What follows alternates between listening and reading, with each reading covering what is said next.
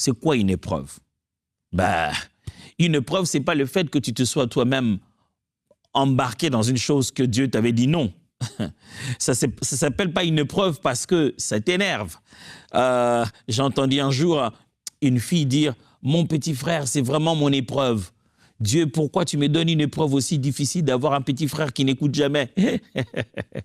Non, je ne parle pas de votre petit frère ou de votre petite sœur qui sait comment vous énerver. Je parle des véritables épreuves bibliques. Ça signifie que Dieu vous fait passer par une situation dans laquelle vous avez l'impression que vous avez peu de moyens, peu de capacités.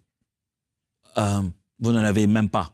Vous ne savez pas, comme on dit, à quel saint vous vouez. Vous ne savez pas d'où viendra le secours. Vous sentez que cette situation vous éprouve émotionnellement, psychologiquement, même de fois physiquement. Vous ressentez vos limites. Vous avez utilisé vos ressources, mais vous continuez à, malgré tout ce que vous avez déjà fait, vous continuez toujours à passer par un moment de disette, un moment de manque. Vous manquez des relations, vous manquez de temps, vous manquez la force physique, vous manquez la force psychologique. Vous mettez tout, mais ça ne fait qu'avaler et vous n'avez plus de ressources et vous êtes limité.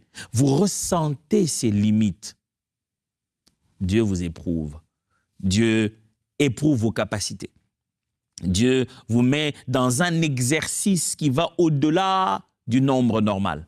Je me souviendrai quand je m'étais mis au sport à un moment donné, intensivement, j'ai pris un coach qui était en train de me suivre. Et le coach avait cette habitude de parler derrière moi, comme vous savez, les coachs le font d'habitude. Ils parlent derrière toi, dans tout ce que tu fais, ils t'encouragent.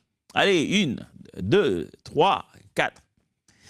J'en avais déjà fait assez par rapport à la santé que j'avais.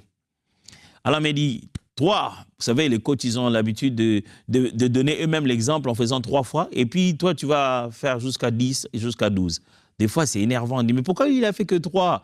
Et puis moi, je veux faire 10. Mais bien sûr, quand tu le regardes, tu te dis, bah lui, il n'en a plus besoin, hein, c'est moi qui en ai besoin.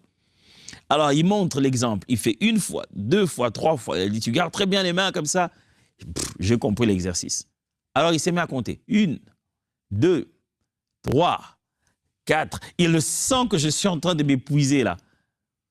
4, 4, 4, 4, 4. Allez, encore. 5, 6. On y est presque. J'ai dit 6. On y est presque. Comment? On va jusqu'à combien là? Si tu es presque 7. Allez, encore un peu plus de fois. Et là, il m'a lâché la phrase. Il dit que c'est quand ça fait mal que ça commence à faire bien. Et il dit, ah bon, en fait, je suis là pour venir souffrir, en fait. Hein. Donc, tu as prévu de me faire mal. Mais il n'avait pas tort.